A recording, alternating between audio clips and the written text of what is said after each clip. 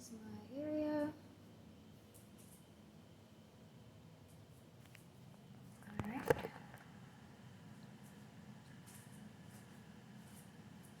Often in response to me saying that I am a drawing major, I often hear, wow, I can barely draw a stick figure.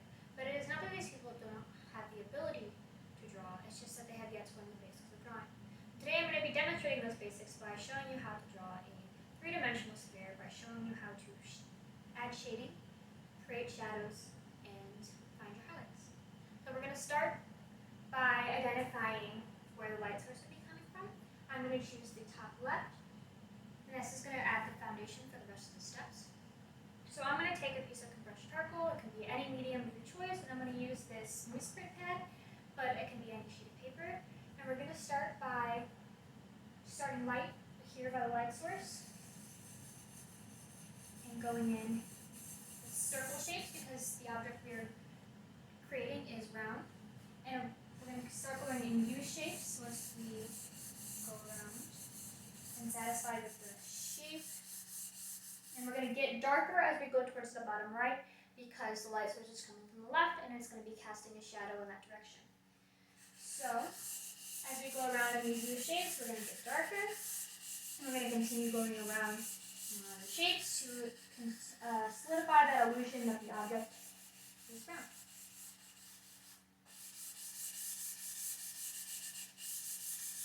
And once we have that shape laid out, we're going to go in with a blending tool. The blending tool can be anything. It can be your fingers, it can be blending tools, or it can just be tissue. I'm going to use tissue, and we're going to start by going again in those rounded shapes to make sure that the object appears round and not flat. If you go in for flat shapes and like straight lines, it is going to appear flat and not give the illusion that we are going for.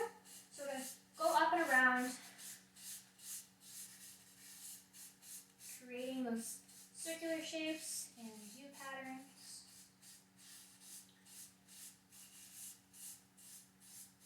And once we've done that, we can take an eraser and clean up any spots that may have blended too far out and outside that initial circle shape we have created.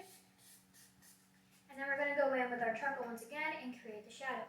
The shadow is going to be the darkest on this side, and it's not going to extend past the end of the sphere.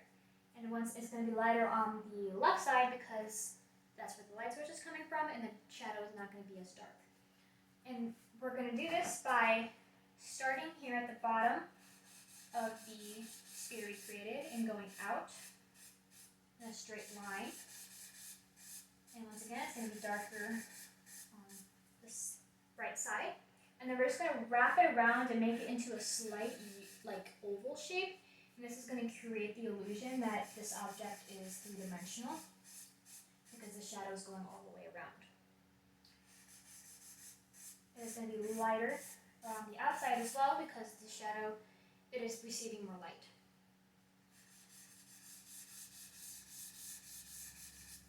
So we're going to take our blending tool once again and buff out the harsh lines. And blending slightly outwards.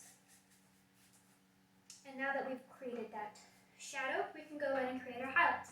The highlight is going to be done by using a eraser. Mine is a kneaded eraser, but it can be any eraser. And we're going to actually create a small circle by exposing the white of the paper on the left side towards the top where the shading is the lightest. And we're going to make a small circle, and it's going to be a circle because the object we are creating is round. I can stop there with our shape, and we have created a sphere. And now that I've shown you how to do this, you can draw both stick figures and spheres. You can even take your drawing skills even further and create other objects by repeating these steps on different objects. And you can even go even farther, and after practice, you may even become the next Picasso.